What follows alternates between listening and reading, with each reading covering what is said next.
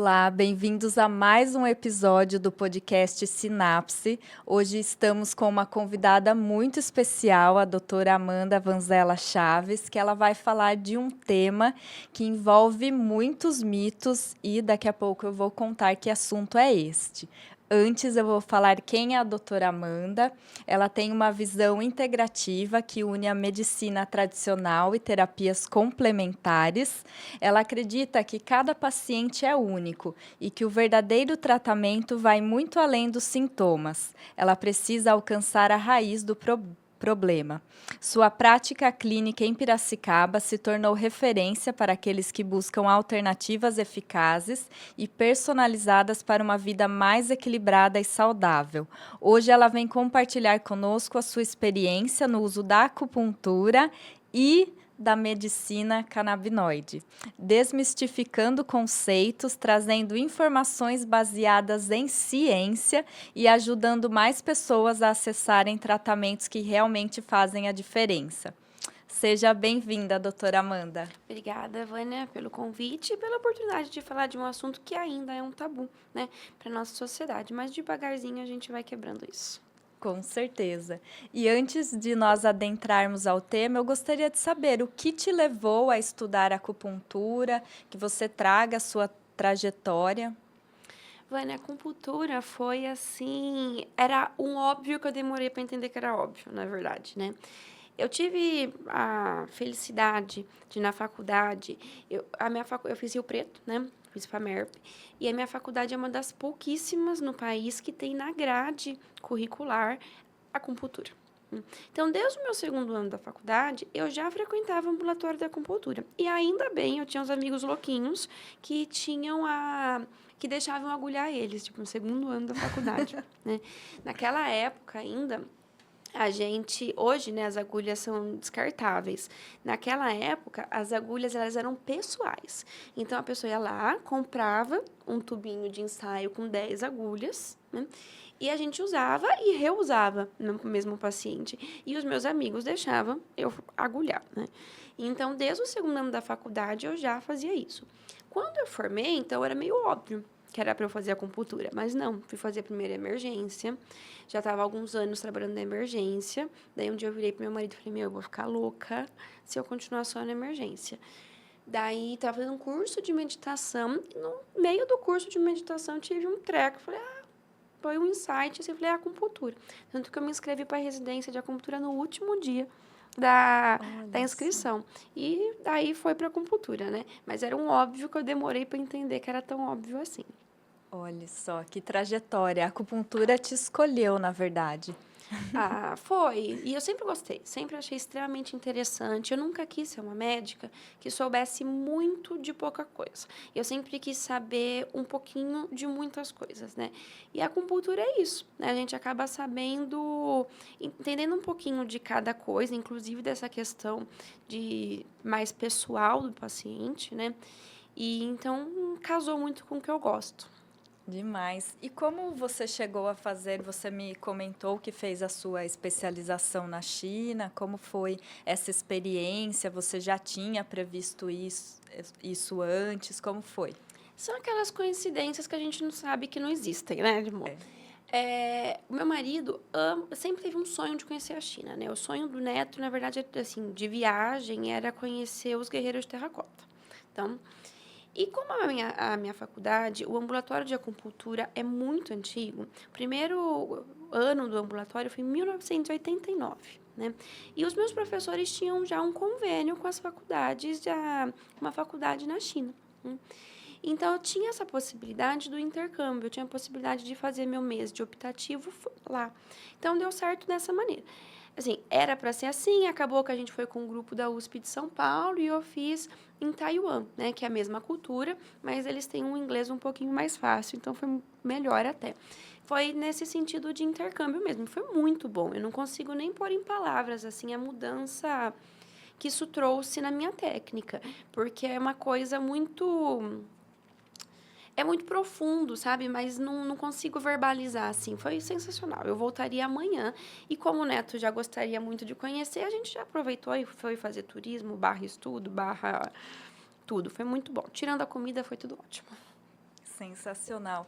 E algo que eu também queria mencionar, você além de trabalhar com acupuntura, você é formada em medicina. O que isso agrega para os seus pacientes no dia a dia, na técnica? Como você une toda essa bagagem sua dentro da área com uma técnica que ainda dentro da medicina tradicional, ela tem muita resistência. Assim, na China, né, aonde nasceu a acupuntura ela é exercida por médicos. Então, na verdade, a formação do médico dentro da medicina tradicional chinesa, ele engloba a acupuntura, a fitoterapia chinesa e também a osteopatia. Isso tudo é feito por médicos lá, tá? Aqui no Brasil, por algum motivo, a gente começou com outros profissionais podendo fazer a acupuntura, mas não tem aquele raciocínio clínico completo, né? E principalmente, não existe, se acontecer algum problema, essa pessoa ela não está apta a resolver. Então, assim, nunca aconteceu comigo, até porque sou médica, mas e se a gente coloca uma agulha e fura um pulmão? Quem que vai resolver? É o médico. Então, eu acho que essa é uma da importância de ser um profissional médico a fazer acupuntura. E a acupuntura, na verdade, ela não é só um colocar agulhas, né? A acupuntura, ela é um instrumento terapêutico para a gente tratar doenças físicas. Então, é fundamental você entender a fisiopatologia, a fisiologia, a anatomia, para você oferecer o melhor tratamento. E para isso tudo tem que ser médico. E para além também das doenças físicas que você mencionou, ela também tem a sua eficácia como coadjuvante para tratamentos relacionados a enfermidades como ansiedade, burnout também, que muitas vezes não se manifesta em sintomas físicos, certo? Sim, mas também tem uma fisiopatologia envolvida, né? Tem uma fisiologia neurológica, neuropsiquiátrica envolvida. Sim, e se você falou assim, coadjuvante, né? Algumas vezes eu até sou audaciosa de falar principal, né? Eu acho que para ansiedade a acupuntura é sensacional. Eu mesma sou uma paciente que deixei de tomar medicamento para ansiedade em uso da acupuntura, né? E dá para a gente tratar com muita tranquilidade um paciente com algumas questões psiquiátricas só com a acupuntura. Não desmerecendo o medicamento, né? Eu acho que para cada momento tem um melhor tratamento, né? Mas a acupuntura tem o seu momento também de protagonismo. Ótimo. E a acupuntura, como ela funciona de modo geral para uma pessoa que não conhece a técnica? Hoje, como ela deveria procurar no consultório? Quais as razões para ela optar por essa forma de tratamento? Ó, a acupuntura, ela é uma técnica que a gente coloca agulhas, né, estéreis, agulhas sem nenhum tipo de medicamento, em determinados pontos do corpo. Quando eu coloco a agulha nesse ponto, eu vou dar um estímulo neurológico. E esse estímulo vai mandar uma mensagem para o restante do nosso corpo de libere tal substância. Ora, um ansiolítico, ora um indutor do sono, ora um relaxante, ora um analgésico, de acordo com o que eu quero. Existem algumas técnicas mais modernas, né? Porque tudo evolui, inclusive a acupuntura. Existem algumas técnicas mais modernas, por exemplo, de neuromodulação, onde junto dessa agulha a gente liga um estímulo elétrico. E esse estímulo daí fica perfeito, porque eu consigo selecionar exatamente o que eu quero. Então, a paciente Vânia está com dor, eu preciso de um anti-inflamatório, eu sei que frequência eu tenho que pôr.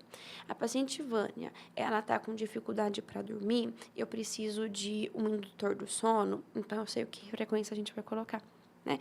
Então, é uma evolução. Então, na verdade, a acupuntura é uma técnica de tratar, de modular, né? É uma neuromodulação do sistema nervoso central. Então, isso é muito interessante, é assim que ela age. É como se a agulha, ela estimulasse, ela apertasse o botãozinho de qual remédio o seu corpo está guardando que ele tem que liberar. Ótimo. E referente a essa técnica, os pacientes que mais te procuram hoje, eles já vêm com alguma queixa ou também apresentam quadros como preventivos? Hoje, Vânia, a maior parte dos meus pacientes vem com queixas, né? Eu acho que a cultura do Brasil ainda é uma cultura de tratar e não de prevenir. né? Quando a gente está na China, no Japão, né, no Oriente de maneira geral, eles já têm mais essa tendência de prevenir. A filosofia da medicina chinesa, na verdade, ela fala disso, né? Que a gente começa com um problema de saúde, primeiro num desequilíbrio energético, que ele venha passar por um desequilíbrio fisiológico e depois um desequilíbrio anatômico, né? Olha que Então, interessante, não sabia disso. é muito legal. E é isso, né? Primeiro altera a nossa função. Então, inflama, o estômago não está funcionando legal, né? O intestino não está bom. Depois vem uma alteração estrutural, uma alteração anatômica. Então, incha, aparece um nódulo, está torto. Então, para eles, essa é a ordem. Então, eles usam muito a questão do desequilíbrio energético, de tratar ali na base, ou às vezes evitar que chegue a um desequilíbrio energético. Aqui no Ocidente, a gente está muito atrás disso, né? Aqui a gente vem só tentando tratar. Né? Hoje, os meus pacientes, eles chegam com queixa ou de dor, ou de questões psicoemocionais aí, né? Ansiedade, estresse, insônia, depressão, o próprio burnout. A principal queixa, com certeza, no consultório é a ansiedade. Até o paciente que vem por outra coisa, em algum momento ele me solta a ansiedade, né? Então, é a principal. Mas ele sempre vem com queixa. Difícil o paciente falar assim, não, só vim aqui, é só manter, é só garantir que eu vou continuar bem. Hoje eu tenho pacientes que, depois de entender essa questão mais filosófica da acupuntura, ficam para prevenir. Tá? Mas vir para prevenir ainda não é uma realidade nossa, não.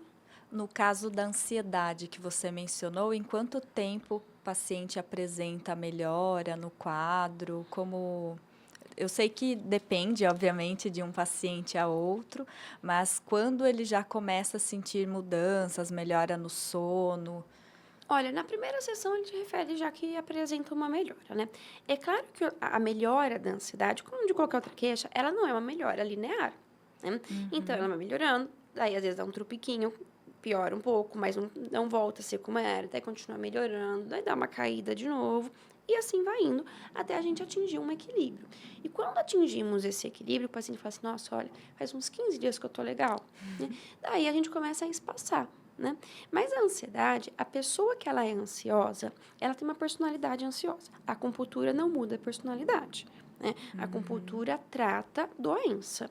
Então, aquela ansiedade doentia que atrapalha a sua qualidade de vida, a gente vai equilibrar. Mas se você tem uma personalidade ansiosa, vai continuar tendo. Então, a gente chega num ponto de manter sessões esporádicas, uma vez por mês, uma vez a cada 2 meses, para manter essa qualidade. Né? Mas é importante manter o equilíbrio. É isso que a gente dessa filosofia chinesa, né, de garantir que vai continuar tudo bem, de prevenir, né? É um tema fascinante e dá para notar como você gosta desse assunto, Eu realmente gosto. se entusiasma. Eu posso ficar aqui falando 2 horas sobre ansiedade e principalmente sobre essa questão mais filosófica da acupuntura, né? Porque é uma coisa que o paciente ele não está interessado em ouvir. A parte muito filosófica. Aproveite que esse é o momento. Ele quer saber da melhora. Ele fala assim, e aí, quanto tempo eu vou... As perguntas clássicas, né? Quanto tempo eu vou melhorar? Como vai funcionar meu tratamento? Como que vai ser o meu dia a dia? Eu vou parar de tomar remédio? Como que é tudo isso? É isso que ele quer saber. Agora, assim, como funciona, de onde vem, para onde vai, como diria no Globo Repórter, o que comem, né? Isso eles não estão muito interessados. Então, eu posso ficar horas. Quando algum paciente me dá uma brecha, eu já solto o discurso.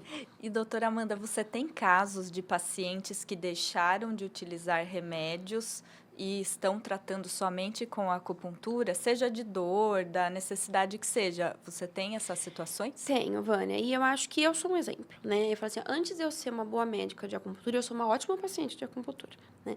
Quando eu estava, na época que eu frequentava de ambulatório, eu já era paciente. E quando eu estava na residência, eu era paciente também do meu professor, né? Do Dr. Hassen. E assim, imagina... A faculdade de medicina, todas as faculdades, mas a faculdade de medicina é uma faculdade intensa, né? É todo dia, período integral,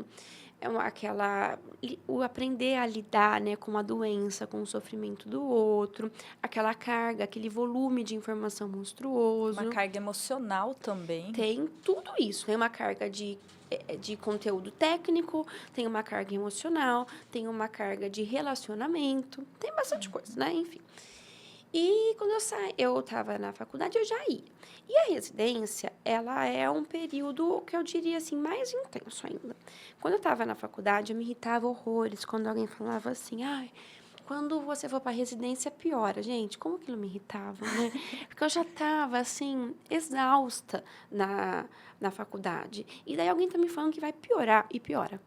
Né? Piora, assim. Eu me lembro de um período da residência que, para eu vir para cá, para passar o aniversário do meu irmão, eu comecei a trabalhar segunda de manhã e eu parei na quinta noite, né? Para poder vir. É óbvio que eu fiquei doente. Né? Uhum. Mas, enfim, né? Tudo isso para dizer Todo que... esse tempo no hospital, direto. Direto. E, então, tudo isso para dizer que é um período ansiogênico, né? É um período com uma carga física e emocional muito grande. Realmente. E quando eu comecei a fazer acupuntura, e nesse momento, adivinha, fui tomar remédio. Eu tava, pra vocês terem ideia, eu acho que eu cheguei a pesar naquela época uns 55 quilos, né? Tipo assim, uns 15 quilos a menos do que eu tô hoje, sabe? De ansiedade, de estresse. E eu preferia dormir do que comer, isso. Daí, comecei a tomar remédio para dormir bem, porque eu sonhava com os pacientes, eu acordava no meio da noite gritando pelos pacientes, né? Então, tava um estresse um pouquinho demais. Daí, fui para acupuntura e comecei a me tratar com o meu professor. Daí, eu fui no consultório, né? E eu falei, professor, na verdade, eu vim aqui para tratar da psoríase. Daí, com uma boa consulta de acupuntura, né? Ele fez várias perguntas, né? Um monte de coisa, tudo. E eu falei assim, bom, então a gente vai ter que tratar a sua ansiedade também. Eu falei, tudo bem, né? Daí eu já peguei e falei assim, e quando que eu vou parar de tomar remédio? Ele falou, você espera um pouquinho, vamos devagar. Como uma boa ansiosa, naquela noite eu parei de tomar remédio, né? E nunca mais voltei, né? Então, já faz aí 8 anos que eu não tomo medicação mais. Me tratando com acupuntura com regularidade. Hoje, aqui em Piracicaba, eu não consigo ter tanta regularidade, porque eu não tenho mais meu professor para me tratar, né? Tá lá em Rio Preto. E eu não gosto de pôr agulhas em mim. Acho uma sensação desagradável.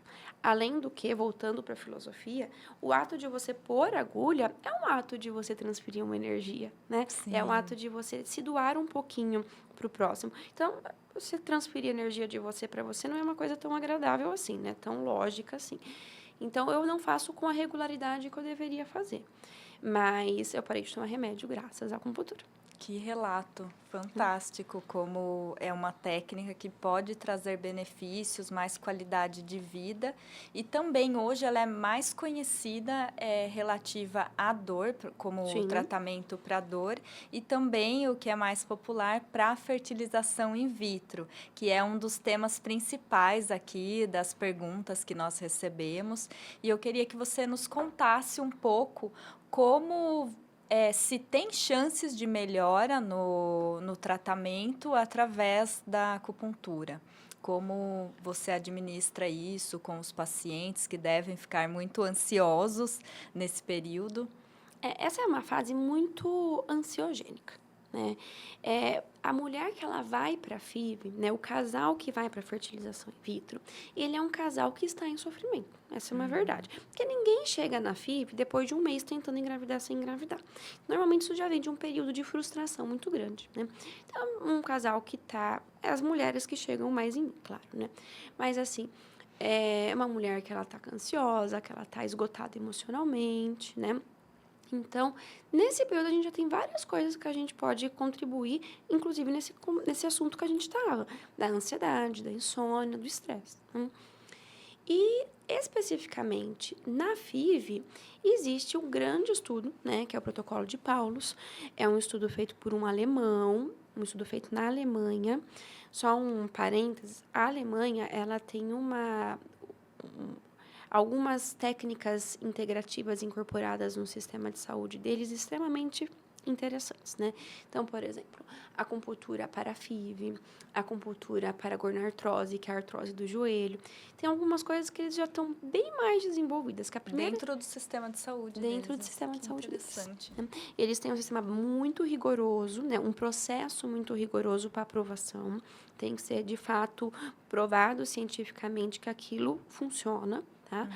E daí eles conseguem colocar. E tem algumas coisas que estão já integradas de maneira muito harmônica, né, no sistema deles. E o protocolo de Paulus foi desenvolvido lá, né? É um protocolo que fez acupuntura imediatamente antes da implantação do embrião e imediatamente depois da implantação do embrião. E esse estudo mostrou que houve um aumento de 40% dos positivos. Né? Então, é um aumento muito significativo. Com certeza. Tá? Levando em consideração que a FIV, a terceira tentativa, é a tentativa de mais sucesso, dá 47% mais ou menos de positividade. Então, é um aumento bem significativo. Né? A gente vai para 60%, basicamente. E hoje os próprios médicos de reprodução humana, muitas vezes eles encaminham para a acupuntura e acredito que não só pelo aumento da chance de sucesso também, mas pela ansiedade das pacientes nesse período, que é natural também, né? É presente, né? A ansiedade, ela não é nem natural, ela é uma realidade, né? Ela tá ali. E muitos médicos que trabalham com a FIV, né, muitos fertilizadores, eles encaminham sim para a acupuntura.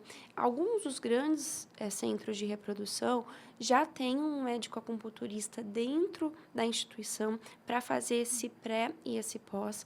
A gente tem um centro de reprodução em Bolonha, na Itália, bem grande, bem estruturado, que eles têm vários acupunturistas e é bem padronizado. Né? Chegou a acupuntura, implante acupuntura alta. Né?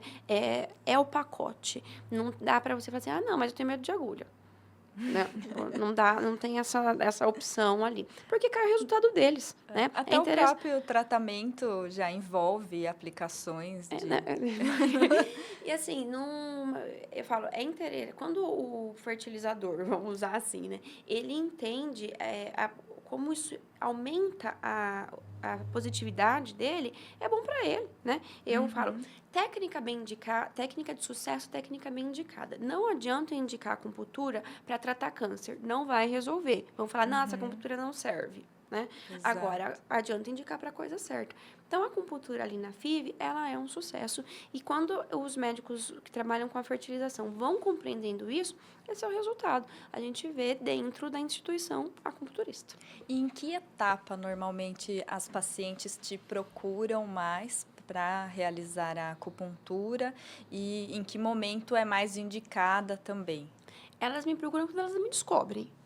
Não tem, assim, um momento específico. Quando elas percebem, quando elas descobrem que a gente trabalha com isso, elas procuram. Eu acredito, né, e eu vejo grandes médicos aqui no Brasil trabalhando. Aqui a gente tem o Dr. Décio, em São Paulo, a doutora Camila, em Ribeirão, tem a doutora Ana, em São Paulo também, que são médicos que se dedicaram a estudar acupuntura na fertilização. O Décio, ele é ginecologista, né? E a Ana e a Camila começaram a estudar para elas primeiro. Então, é uma história muito legal.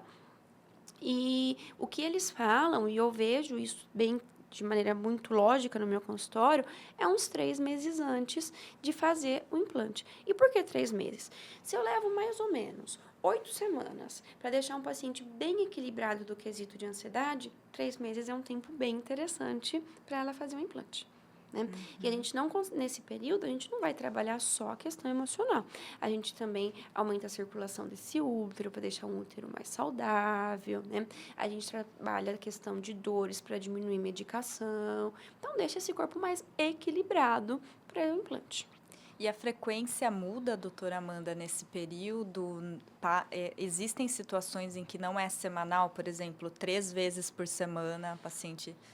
Não. Durante pouco antes da transferência dos embriões, por exemplo? Não, Vânia, falando especificamente da fertilização in vitro, o único momento que a gente vai fazer 2 vezes é no dia da fertilização. Tá? Tirando isso, é 1 vez por semana. Mais do que isso, não tem sentido. tá? Ah, mas eu quero fazer. Tudo bem, você quer fazer, faz, mas não existe uma real necessidade da gente fazer mais do que isso. Na acupuntura, de maneira geral, o único momento em que eu vejo indicação do paciente fazer mais do que uma vez por semana é quando ele está com uma dor aguda. Tá? Certo. Daí a gente tem sentido de fazer. Menos do que isso, não vejo sentido. E na etapa de coleta de óvulos também você acredita que é necessário ou somente já antes da transferência? Eu gosto, a coleta dos óvulos, em média, elas são feitas de 4 a 6 semanas antes do implante, né? Dependendo do processo em que vai ser feito. Então é Tá? bom que o paciente já esteja em Normalmente tratamento. ele já está em tratamento. Não pelo momento da coleta em si, mas por esse contexto todo que a gente abordou aqui. Né? Então, normalmente, esse momento, o ideal é que ele já esteja, ela, né, já esteja em tratamento. Interessante. E também você utiliza outras técnicas auxiliares nesse caso, eletroacupuntura ou somente as agulhas? Como funciona essa parte? Nesse momento da fertilização in vitro, né, os estudos mostram pra gente a agulha mesmo, a acupuntura mais tradicional. E é o que eu acabo usando. Eu uso a eletroacupuntura, mais quando a gente está falando de uma dor osteomuscular, tá? Que não se encontra, né? Mas a gente tem outras opções, como a moxa, a opção da ventosa. A ventosa a gente pode usar em qualquer momento, mas também pensando mais em dor osteomuscular. E a moxa, ela é Explica para quem nos assiste o que é a moxa. a moxa. A moxa ela é um charutinho, tá? De uma planta que se chama Artemisia. E é uma planta que tem um altíssimo poder calorífico. Então, você pega o charuto, acende o charutinho de Artemisia e põe assim em cima de um pires, ela quebra o pires, porque ela gera muito calor nessa combustão, né? E a moxa bustão, na verdade, né, que é o nome da técnica, a gente pega esse charutinho, a parte em brasa, e a gente aproxima do ponto de acupuntura. Em vez de pôr agulha, eu estimulo aquele ponto com o calor, tá? Lá na China, eu vi algumas técnicas um pouco diferentes, que eles pegavam um pedacinho, né, do charutinho de Artemisia e grudavam na agulha. Particularmente, eu não vejo, assim, um grande sentido nisso, né? Mas eles usam também dessa maneira. O fato é, eu estou estimulando o mesmo ponto, só que em vez de agulha, eu estou estimulando com calor. Então, em vez de ser um estímulo mecânico, eu estou usando um estímulo térmico. E essa moxa, ela também é usada para outras necessidades do paciente que não sejam relacionados à reprodução, como... Sim. Só para eu falar um pouquinho da reprodução. Dentro do raciocínio da medicina chinesa, uma das causas principais da mulher não conseguir engravidar é o que se chama de útero frio, tá? Útero o quê? Frio. Frio. Então, vamos botar antes ainda. Para a medicina chinesa, eu tenho 5 fatores patógenos, ou seja, eu tenho 5 coisas que vão gerar doença, que pode ser excesso de frio, excesso de calor, excesso de trabalho, excesso de emoções, né? Então, nossa, é muito raivosa, é muito ansiosa, né? Emoções descontroladas e excesso de sexo, tá? O útero frio é quando a gente tem um excesso dessa energia, isso é bem filosófico, né? Mas é assim que eles compreendem isso. É quando a gente tem um excesso de frio no útero. Em média, qualquer doença gerada pelo excesso de frio, a moxa é muito interessante, porque se ela é um estímulo térmico, um estímulo quente, ela é ótima para tratar doenças causadas pelo frio, né? Então, a moxa para a mulher em fertilização in vitro, ela é muito legal. Amanda, você usa a moxa? Não muito, porque a técnica, para quem conhece meu consultório ele é no subsolo, né? Então, para acender um charuto no subsolo, não é uma coisa tão prática assim. Mas quando eu vejo uma necessidade do paciente, eu tenho as moxas e eu dou as moxas para o paciente e ensino onde que eu quero que eles façam, né? Hoje, o que eu mais uso a moxa é para o fogo vital, que a gente chama, que é um conjuntinho de 3 pontos aqui nas costas, que quando o paciente tem uma depressão muito profunda, ou inclusive com ideação suicida, o estímulo com moxa desses 3 pontinhos, né, que é o que a gente chama de fogo vital, ele é muito, muito legal. Então, é onde eu mais dou a moxa para os meus pacientes, é nessa situação, assim. Não sabia tudo isso que você trouxe, muito interessante. E dentro do consultório, em algum momento a equipe de reprodução ou o ginecologista entra em contato com você para uma integração no tratamento? Já aconteceu este caso? Normalmente é o paciente que pede Contato. esse contato, tá? Eu acho que ainda existe um certo, não vou falar preconceito, mas uma resistência por desconhecimento, né? Mas quando eu vou e a paciente me pede, fala, Amanda, por favor, conversa com fulano. Eu converso, claro. Daí eles ficam mais tranquilos, mais abertos, acham até legal esse primeiro contato. Mas sempre parte do paciente. Eu ainda não tive uma experiência ótima do médico que vem procurar. Mas é bom porque isso traz também uma integração, uma Eu acho segurança fundamental. maior para o paciente, até pelo ponto de vista da ansiedade que você mencionou. O que tem muito de contato é, por exemplo, com ortopedista, né? Isso a gente tem bastante contato. E flui muito bem. E o paciente se sente extremamente seguro quando tem esse contato, né? Quando tem essa troca de informações, tudo.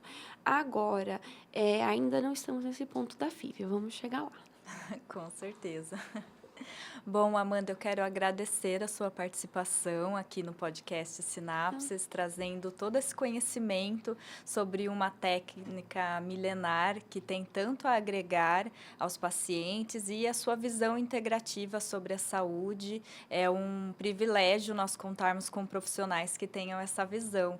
E para encerrar, gostaria de saber se você quer acrescentar algo mais, deixar aqui uma mensagem para esses pacientes que ainda não usufruíram dessa técnica e como eles podem ser beneficiados, além das queixas que nós mencionamos aqui, que outras aplicações também eles podem ter.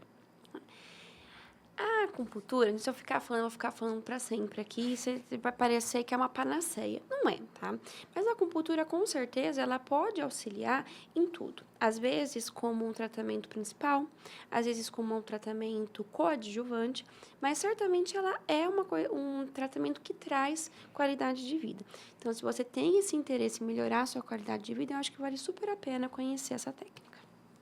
Com certeza, eu sou paciente, posso atestar os benefícios da acupuntura na qualidade de vida, melhora até da criatividade, melhora do sono, realmente tem só benefícios. Então, muito obrigada e esperamos vocês no próximo episódio do podcast Sinapses. Obrigada.